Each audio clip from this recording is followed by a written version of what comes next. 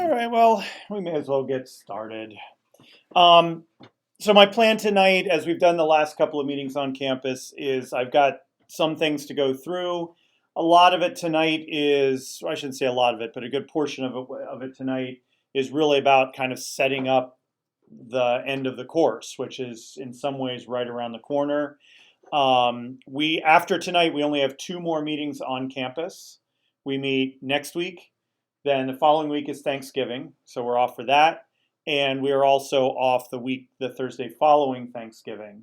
And then we are back here one more time on the final class. I can't remember what the date is. It's something like December 12th. For some reason, that date's sticking in my head, or something along those lines. Um, so really, two more times on campus, and both of those times are going to be primarily about starting to wrap up the two major projects, the Moodle Cloud project and the TIP plan project. So next week's class, the main activity is the beta testing of the Moodles. And the basic idea behind that is that probably two or maybe three other people from the class will have a chance to sit down in front of your Moodle and kind of go through it as if they were a student. Take a look at the content you've got, look at how you've organized it, kind of work their way through it. And the whole point of it is to get feedback from several people, just so that then with those final 2 weeks that you've got before the end of the course, you've got some feedback to work off of from a bunch of different set of eyeballs looking at your project. So as I've said before, and as I stated in this week's homework thing, the Moodles do not need to be done next week. That is not the expectation, that they're finished. But you should definitely have enough of the Moodle in place that somebody can spend some time going through it and give you some meaningful feedback. So, I did take another look through everybody's Moodles and give a little bit more feedback on it. People are in very different places on the Moodles right now. So it's kind of the whole spectrum. So hopefully by next week, everybody will at least be in a point where they've got something that everyone can take a look at and get some feedback. So it's not, it's not a grade, it's nothing like that. It's just about testing, because one of the things about any sort of design procedure, especially in instruction, is putting in front of as many people as possible, because you may think you've thought everything that a student might do, and they will find the one thing that you didn't think that they were going to click on, or that they were going to, whatever. So just getting a bunch of people to look at it from their own perspectives. They might say, well, it would really make more sense if this was before this thing, or can you indent this, or I didn't really understand the instructions in this activity, or could be just simple things like typos or broken links or anything like that. So it's just helpful to get a few more people looking at your project so that you've got that feedback as you go into the final. Because then after that, it's really just about finishing them up, and then I'm really the last person that will take a look at them when I do my final assessment in mid-December. So that's mainly next week's activity. And then jumping ahead then to the final class, the main activity that night, the technology integration plans have really, you've been kind of doing those on your own. We haven't done much discussion in class related to them. So the last class, the main activity that night, is that you will do a quick presentation about your technology integration plan. It doesn't have to be a big formal thing. You don't need to necessarily have, handouts and outlines and resources and all that. More just about, now that you've gone through this process, where did you end up? Who was your target? What was the need you were trying to address? What technology did you end up deciding on? I know a lot of people have shifted in terms of the specific technology they thought they were going to be using. So just a little bit about that process, and just to kind of, put a final button on that activity and give you a chance to share out your findings on that. So, and there will be a couple of other activities beyond that, but those will be the two main activities that we do on those final two nights. At some point, I know I don't think it's come out yet, but you're all CCSU students, and so you're aware of this procedure. They now do all of the course evaluations online. right? So at some point, maybe in the next week or two, you'll get an email from the university with a link that will be, for the course evaluation. We used to do them in paper, and I had to leave the room, and then somebody had to collect them and then turn them in because I wasn't allowed to touch them or see them or be in the same room as them. But now those have mainly gone online. Actually, I think they have. I just realized you guys are actually all in a different department than I'm usually used to working with. So do you know the other classes you've taken in the ed leadership, have they been online evaluations or have they been paper? They. Oh, okay. Okay. Because I think what the university is in a place right now where they kind of let individual departments decide whether they wanted to use electronic or not. And I know ed technology, we did go electronic. So I don't know, actually. That's a good question because it is an ed tech class. So I'm not sure if you would fall under our guidelines or under whatever. So if you get that link, they give me emails saying, do you know that only 40% of your students have finished the survey? It is important for those to get done if you get that link. If not, if they are going to be paper, then they'll show up in my hands someday in a manila envelope, and then we'll just take care of those on that last class as well. All right, so that's kind of the overview of our final 4 weeks after tonight. So first of all, I wanted to take a little time tonight, and I know, since we barely have half the class here, I guess that puts more pressure on all of you to respond, I guess. I know they came in a little late, I will say, but I did see the responses come in from the assessment evaluation activity from last week, and I did get a chance to look over them. And there were a lot of really good ideas there. I liked some of the things I saw from the discussion. There were some really creative ways about reimagining some of those questions and kind of what you could do in that online assessment world. So maybe, since there are only 4 of us, maybe each of you just throw out a takeaway or two from either from the reading or from the activity of looking at the questions. Or if you've started, I know some of you have started developing the assessments for your Moodle. If that's, having done last week's activity, has made you reevaluate or rethink what you're going to be doing in terms of the assessment. So what do we got? Somebody start us off. I like the whole idea of applying questions. And that was interesting because actually I had my first evaluation. That was one thing I was told, trying to have students apply their knowledge instead of asking them when did this certain event happen as a history teacher, right? Like why does it matter? How is it consequential? And that I feel like causes students more to think because you can guess in any multiple choice question, true or false, but depending on how you write, like asking them to rewrite a true or false question to make it true, right? That forces them to apply their knowledge. Right. So that was a pretty cool takeaway, and I liked that. Yeah, and that's a nice thing because that's, like you said, that's true not just in online testing, but that's certainly a good strategy for any assessment, is to get the students to apply their knowledge. But yeah, in the online environment, I mean, what's the main issue with just asking like a true, false, or a multiple choice? You can Google it, or you'll get the answer from someone else already. So yeah, I mean, that's the biggest issue with online assessment. If you're not actually there with the students and able to monitor their devices, you've got to assume, even no matter how much you trust your students, that they're going to make use of some technology. So thinking about ways to provide questions where they're not things that they just can look up can be a really good strategy.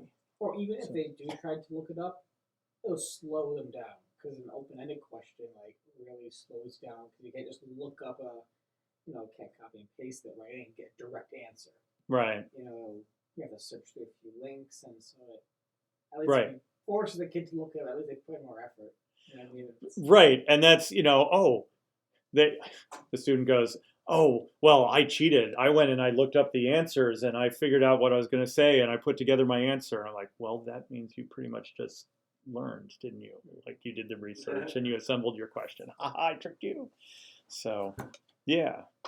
So, someone else. Sorry, I'm fighting the chat and logging into my Google Cloud right now. Gotcha. I got distracted. So Just- in our group, we talked about the true false one and changing it into being a way for the kids to like always, sometimes, never is something that we've been doing a lot in my science department. And it's nice because it gives the kid a chance to say something like the question was, it's a dog's hearing is better than a human's. You could say a dog's hearing is always better than humans, or a dog's hearing is sometimes better than humans, or a dog's hearing is never better than humans. And then you have to say why you say that.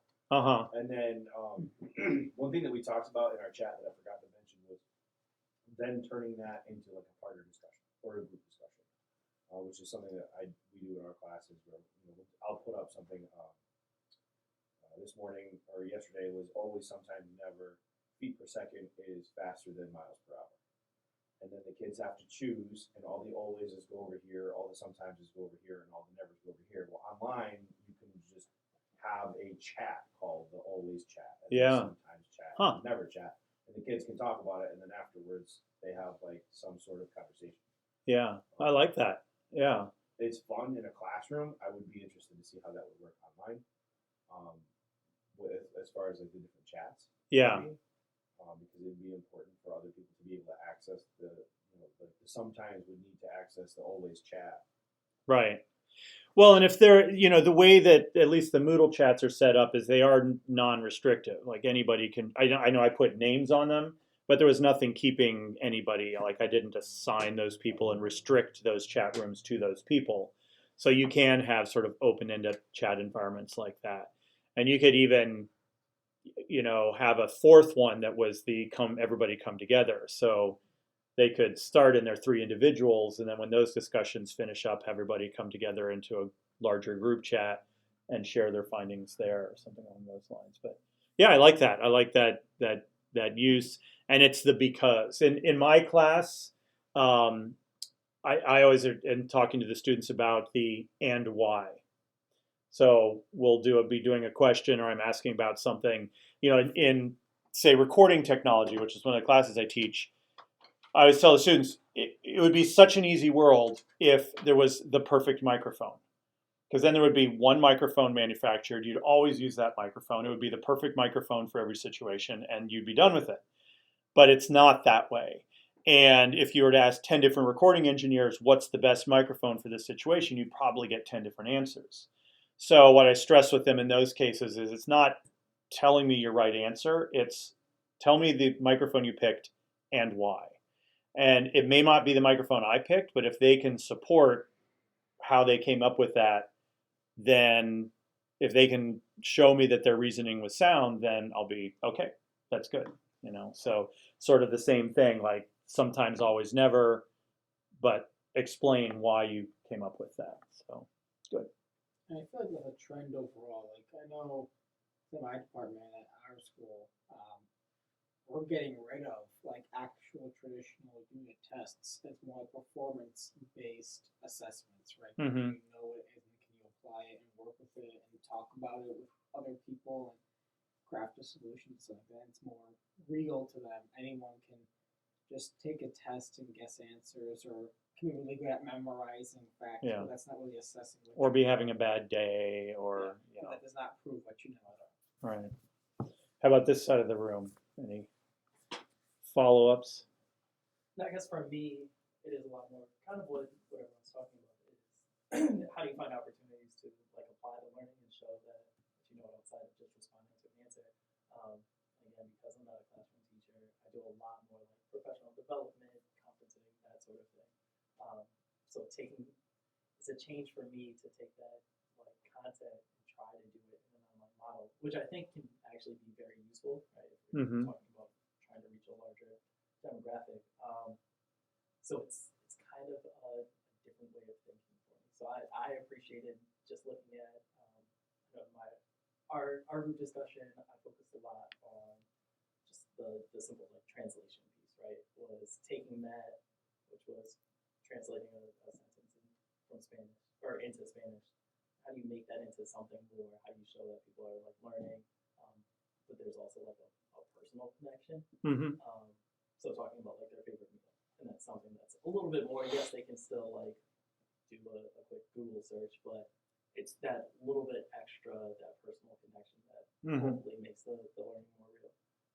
So it's just a change in the way I kind of like think about it. Yeah, and actually, you bring sort of from the professional development, that brings up a side point as well.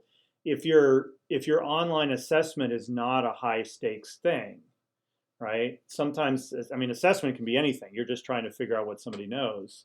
So in a professional development world, it might be more just asking some open-ended questions about what did you get out of this, or what more do you need to know, and that's still assessment. But it's not necessarily you're thinking like they've got to get the right answer. It's more just assessing, having people evaluate themselves. So I guess we ended up going around the room. I didn't know. Sure, yeah. I don't know, I guess I just appreciated the process of like, I think it's easy or more common maybe to think of, to reflect on kind of the results that we get from assessments. And it's easy to get caught up in those and get caught up in the next lessons and not necessarily reflect too much on the assessment itself or like what we're assessing or the ways that we formulate questions. So I appreciated just like the exercise of being able to look at the questions and see how they could be improved or tweaked. Yeah, one of the things we talked about in our chat, or one of the things that we had trouble with, I think, trying to determine maybe the best way to go about that question was question 2, and because I mean the big question there, I think, or one of the big questions there is like, okay, well, what do you really want to assess? Because if it's like memory of vocabulary, then it almost has to be translation. Like if you're looking at vocabulary within a certain unit,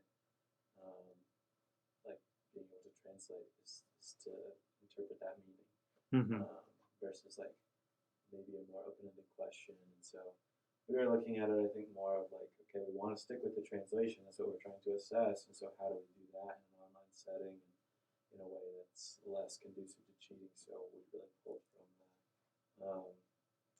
the timed Yeah. exam piece from the article. And so tried to implement some of that. Talked a little bit about in Google, at least in Google Classroom, if you're on a Chromebook, you can implement. I'm not sure if there's an equivalent in Microsoft, but like locked mode. Yeah, it's not very well implemented.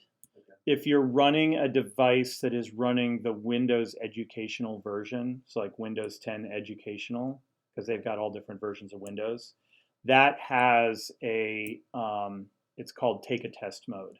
Okay.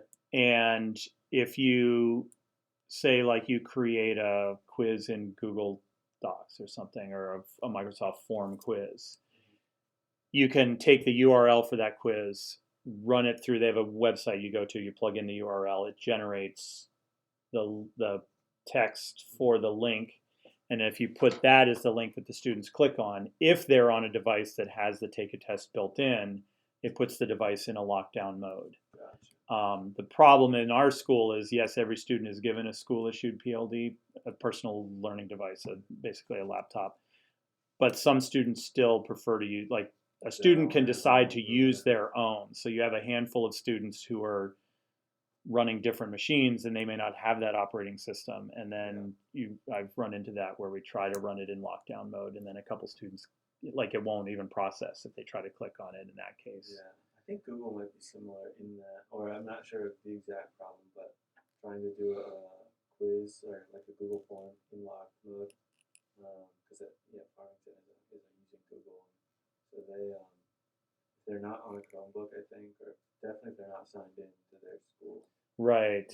But I think even if they're not on a Chromebook, then it doesn't.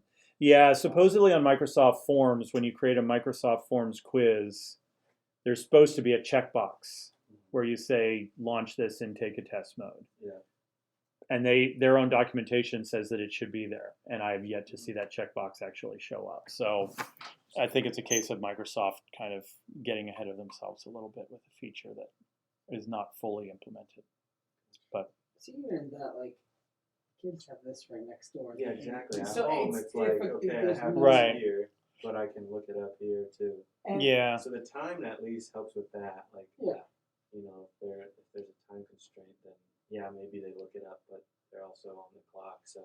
yeah, then they're, yep.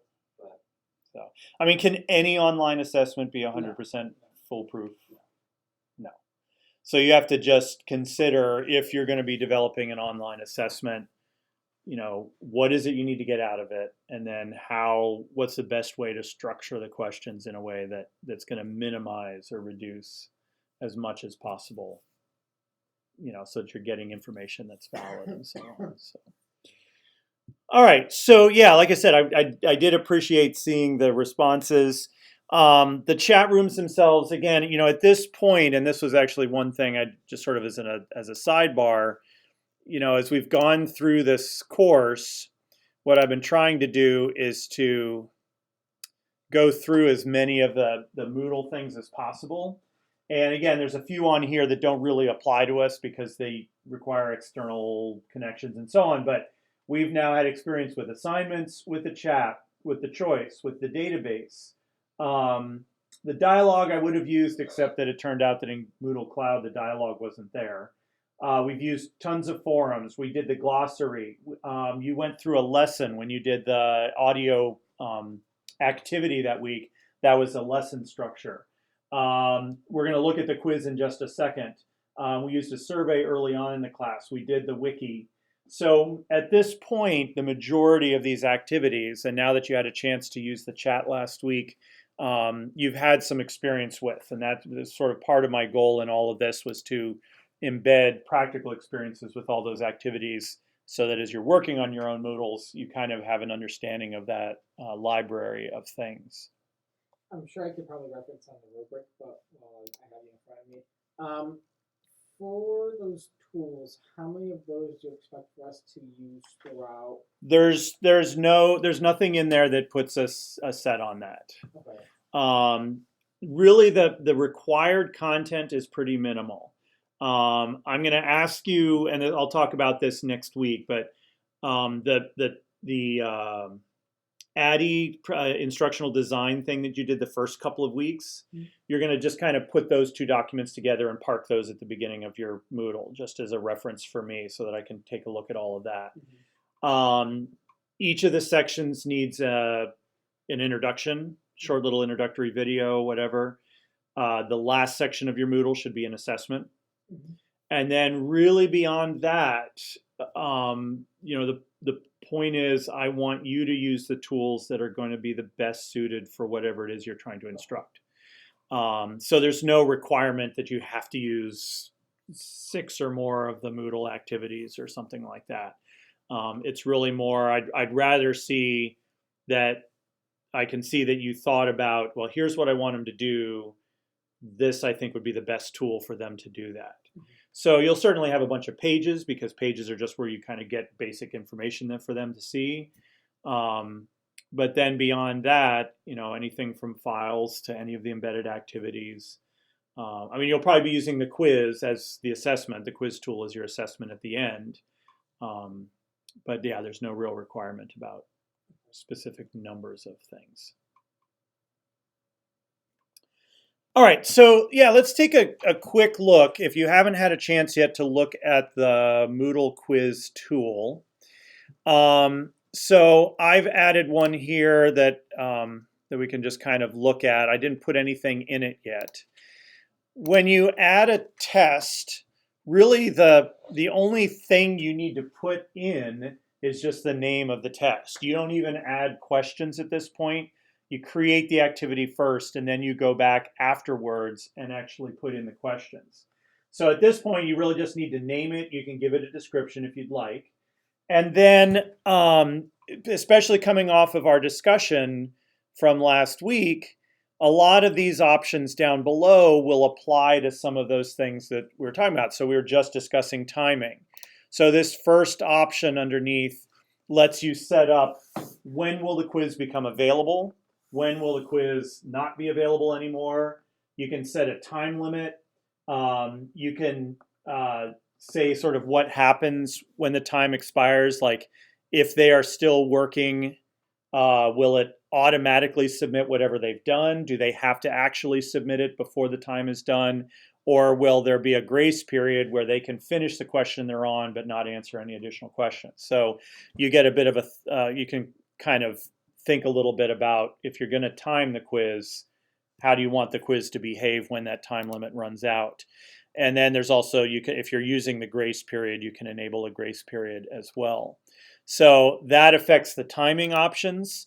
Grading, this is sort of standard grading things. How many attempts are you going to allow them to take on the test? Layout is mainly about how many questions per page. Some people like to have it so that a student can kind of scroll up and down and see multiple questions basically at the same time, rather than having to go back and forth. In other situations, it may be better for your students to be able to focus just on one question per page, but it actually gives you options all the way from 1 to 50 questions per page. So you could get really specific and say every 6 questions they should be go to a new page. And then they've also give you a navigation method, meaning that can they jump from the 6th question back to the 1st out to the 15th, or do they have to go sequentially through all the questions? So that's kind of navigation. Question behavior. So here's another one that came up as a good tool for online, is shuffling. Now there's 2 different places to shuffle. This shuffle option is just within a question. So if you're asking a question that has pre-given answers, checking this will shuffle those answers. I use this a lot because if students happen to be sitting near each other and can see each other's screens, that way, even if they're looking at the same question at the same time, the answers are going to be different, and that frustrates a little bit in terms of finding the right answer, trying to copy off of someone. This also has to do with feedback. So you can set up with questions whether they get feedback on the question. Like it could tell them what the right answer was or things like that. So this then says basically, when does that feedback happen? Is it going to happen after the test is done? Is it going to happen immediately? If you're doing a formative thing, maybe you want them to know right away whether they answered right or wrong. If you're not actually assigning a grade and using it more as a pre-instruction tool, maybe you want them to know right away, oh, actually the answer to that was such and such, but you can do that.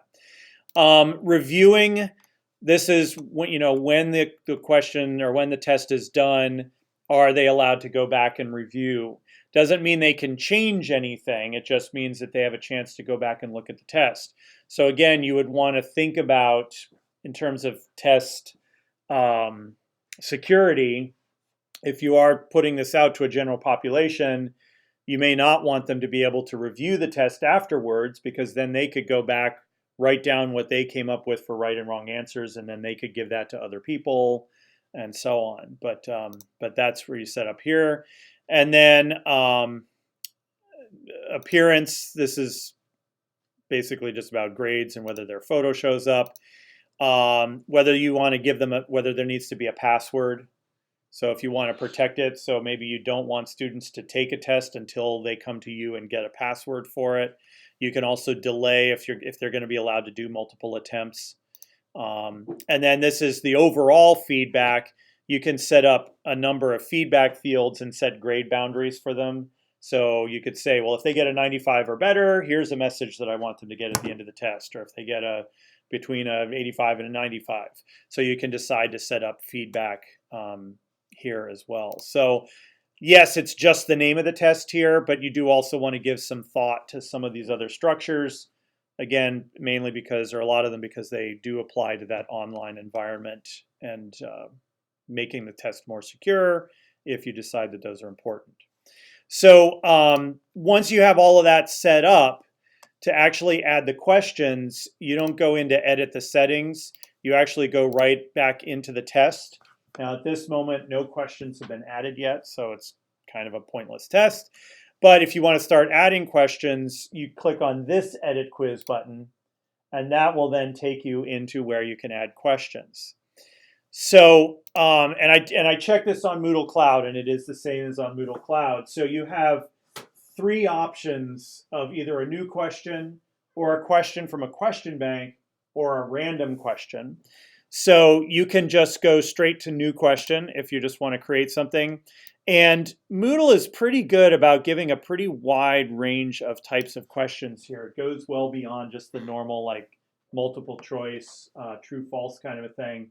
So if you're a math or a science person, there are a couple of actually calculated examples where you can put in math questions. And if you click on any of these it gives you a description of what it does. So there's, if you want to use math in there, there's some drag and drops. So you can either drag texts into a sentence. You can leave blanks in a sentence and then have them drag the right text in. You can drag and drop markers, or you can drag and drop onto an image. So this might be a case, I don't know, like in a social studies class, you've got a map and they have to drag the states onto the right locations or something like that. Or here's this Connecticut, drag the counties into the right place or something like that. If you're going to do that, you do have to create the images first. It can't create the images for you. So that takes you to one of our earlier discussions about creating images. But once you've created them, you have a background image, and then you can have other images that need to be dragged on top of that. And you set up the drop zones and so on. You can do essay if you want long answers. Obviously, the program is not going to grade those questions for you. You've got matching. So you've got two lists of things. You can match them up, multiple choice, numerical. Numerical can be nice in some cases because if you're wanting the program to do the grading, as you know, if you ask a student an answer that's got a number as an answer, some of them will type in the number, some of them will spell the number out, some of them will spell the number but misspell the number. I can't tell you how, in music we have eighth notes and we have quarter notes. You would not believe the number of students who cannot spell the word quarter. They leave the R out in the middle and it becomes quatter. And eighth, they get EITH usually or something like that. Like they miss the G in the middle or the extra, or maybe like EIGTH. They get not the GHTH. So, with something like that, you may just say it just has to be a number. And the nice thing about this answer is it will only let them put in numbers, and that can make things a little easier. Random short answer matching. So you can set up a bunch of short answer questions and it will randomly match them up. Select missing words. So you've got drop downs. So they go through a sentence and then when they get to one, there's a drop down and they select a thing. Short answer, if they're not going to be long paragraphs. This one will allow you to try to have it grade. So if you want to try to guess every possible answer that a student might answer that you would accept as correct, you can do that. If I use a question like this, I still always go back and double check because again, the student will come up with the one way of spelling or referring to something that you never would have thought of, or they'll put the word the in front of it and you really didn't want that. So unless you're really explicit with your instructions on the question, or it's a very clean cut and dried answer. And then true and false, although as we've noted, true and false is not necessarily terribly useful for gathering a whole bunch of information, but it's another option too. So, any one of these will have its own setup. So you can add questions that way. The other route to go is from the question bank. Moodle Cloud has the question bank and the full Moodle does. If you are in Moodle Cloud, I'll start there because that's what you guys are working in. If you're in your course, if you go up to the gear in the top right-hand corner and then go to more, you will get a question bank down at the bottom. They kind of hide it on you. But here's where, it's all the same things. It's just at this point, you're creating questions not within the context of a particular test.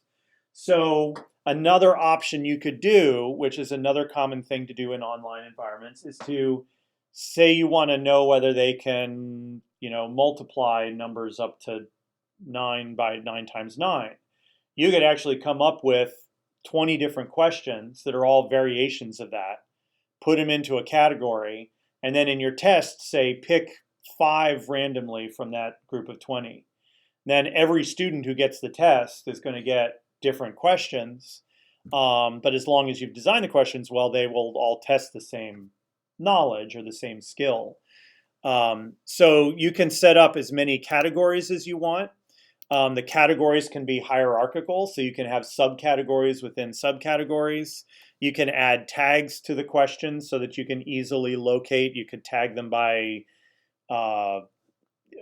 standard. You could tag them by subject. You could tag them by grade level. So basically, for your course, you can develop an entire bank of questions. And then once you've done that, when you're in the actual assessment, I'll go back here, and you go add, you can say add from question bank. And you can either just say, pick one of the questions from here, check it off, it'll add it to the quiz, or you have the option of saying add a random question. And in that case, you set up the category, the number of questions you want, and then it will just add a random question or a number of random questions from that category. So question banks are nice because it saves you time if you're going to reuse the questions multiple times in multiple quizzes. And I kind of like it because it lets me keep, one location where I can kind of develop all my questions and then pull them into tests very easily from there. So, that's basically the quiz element of Moodle. Relatively straightforward. If you've ever used any other online assessment tools, this is similar. I do think this has a slightly better range of questions in terms of types of things that it can ask than maybe some things that I've seen. But at its core, it's basically you set up questions, you've set up the format for the test, and then you go from there. Oh, and then this is the other thing I should point out. This shuffle here, this is the shuffle for the whole test. So what this shuffle will do is not shuffle the answers within a multiple choice, but it'll actually shuffle the whole order of the questions for each student. In some cases, that may be okay. In other cases, you may want the questions to be in a particular sequence if you're walking them through a step by step, or want them to think of this and then extend it to this and so on. But again, for test fidelity, if you want it to shuffle the order of the questions for each of the students, that's the place to turn that on. So that's the other shuffle option. All right, any questions about that? So this would be the tool that you're going to use for your final section of your Moodle. So you're going to want to think about what's the content from your Moodle, what have you covered, what sorts of things would you like your students to be able to demonstrate to you? And then, just like you do in your classrooms or wherever else, anytime you want to know whether your people or your students or your population has learned what they're supposed to learn, how do you find that out? All right. So that's basically, in terms of Moodle, I don't really have anything else for the duration of the course in terms of teaching you anything more about the Moodle itself. You've got all of the parameters now. I'll talk about some of the final formatting of it next week in terms of just some things just to make sure that they're in there. But we've now walked through almost all of the Moodle activities. You should have a really good idea at this point of what your content is and how you've segmented it and so on. And hopefully at this point, it's going to be mainly about starting to put the finishing touches on and getting that assessment built so that next week, a couple other folks can take a look at your Moodle and experience it as a student and then give you some feedback. So any Moodle questions at this point? After a while, I just don't like saying Moodle anymore because it just starts to sound weird. All right, so the only other thing really I have to go over tonight that's new. So in terms of homework for next week, the Moodle project is the big piece of it. Just be ready for that to be beta tested next week. The other is the technology integration plans, and those are not due next week, but I want to make sure that you kind of know what the final step is on that, because that's really where we are. So the assignment that's here has a lot of this information detailed on the page. The majority of it, as I've tried to say in the past, should be done already, because you're basically going to be just pulling paragraphs out of the 4 phases that you've completed and just tweaking them a bit to put them into this final document. So the only pieces that we haven't addressed that will be new in this final phase is an overall timeline. In phase 4, there was a timeline piece, but that was really just about the timeline for the pre-training, for getting your population to the point where they can use the technology that you want them to use. And that's different than them actually using it in the classroom or the students using it in the classroom.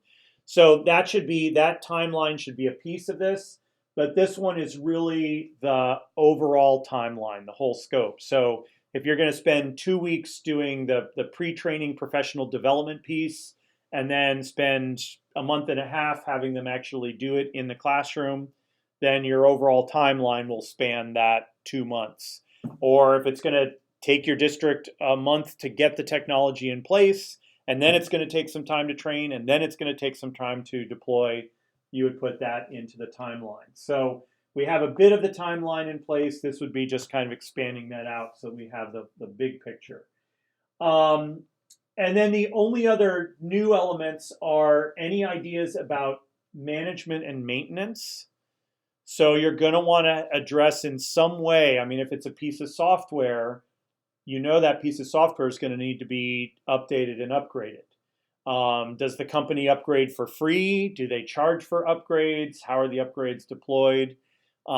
Things like that. If it's hardware, you're going to want to take into account, who's going to fix this piece of hardware when it breaks. Not if it breaks, when it breaks. Or when somebody has problems with it, or when it won't turn on. So you're going to want to talk a little bit about that. And this is kind of the least of this, because I know we're more or less working in kind of a fantasy land with this project. But if you can give some sort of a estimate for a budget for this. I mean, you've been looking at the technologies. You should have a good sense at this point about whether the technology you're looking at, what sort of fee structure it has, or are you just outright buying things?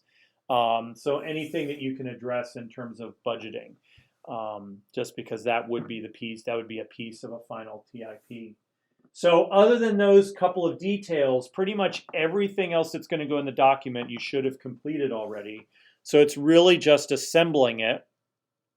So there's a description here. I say most of it's going to be copying and pasting.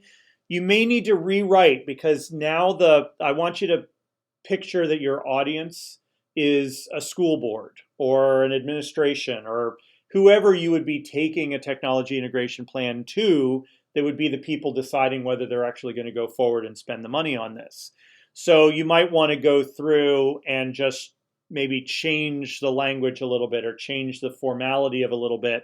Imagine that you are going to be addressing an administration or a school board or a ruling committee or something like that.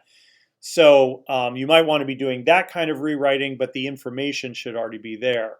So you're going to have a section that's a general description of your population in the school, but you already have that from when we did the needs assessment. You should have the specific goals for the TIP. Again, we already did that, also in the needs assessment and the ADDIE evaluation. Describing the specific technologies that you're going to be using. You've done that piece already when you evaluated the different possibilities and chose one. The training that's going to be delivered, that was the work from phase 4 that we just did a couple weeks ago. And then the overall timeline and management plan, and then the budgetary needs. And so each of these is going to be laid out with a header and then the section within that. And also to help out here, I created a PDF that just has, this is a reprint from the beginning, but it's the scoring rubric for the overall project. But then the second page, I've kind of given you a template that you can use. So go away. So you'll have technology integration plan for name your school or name your school district, submitted by your name. And then these would be the headers that you should use, sort of exactly like this. Section 1, school and program description, demographics. Section 2, objectives. Section 3, technology, professional development and training, timeline and action steps, and budget requirements. So just use those as your headers. And then what I have here is just a quick description of what should go in each of those sections. But again, a lot of it should be copy and paste these couple paragraphs out of phase 1, paste them in here, neaten them up a little bit, maybe change the language a little bit, copy and paste, unify, and so on. So that'll be the final document that you submit, will be that final Word document. And you can just double check that all the pieces are there. But basically, as long as all of the sections that are listed here are in your TIP and are complete, you should pretty much be good to go. All right, so that is available for you right on the page, and it also exists as a separate link in the Moodle as well if you want to look at it there. So beyond that, there's nothing really else to work on. I want to give you this coming week really to just focus on the Moodle since since that beta testing will be happening next week. So that should be the main focus. But if your Moodle's in pretty good shape or you're just sick of looking at it, you can spend a little time and start to get this into shape, but these aren't due until that final class when you'll be doing the presentation. So you do have a few weeks on the TIP, but I figured I'd get it out in front of you at this point so that those of you that like to work ahead or just work on a couple of different things at once, you can do that. All right. Questions, comments, concerns, criticisms? Nope. Next week we'll be down to like 3 people next week, and then the week after will be 2. It just gets quieter and quieter also. So that is basically what I had for this week. Like I've done the last couple of weeks, I will stay as late as anybody would like me to stay. If you've got some work you would like to get done, please feel free to stay and take advantage of it. If not, if you feel like you've got what you need, you can feel free to pack up at any time. And the big thing is just the Moodles for beta testing for next week. All right. That's all I've got for tonight. Thank you for that layout as well. Sure.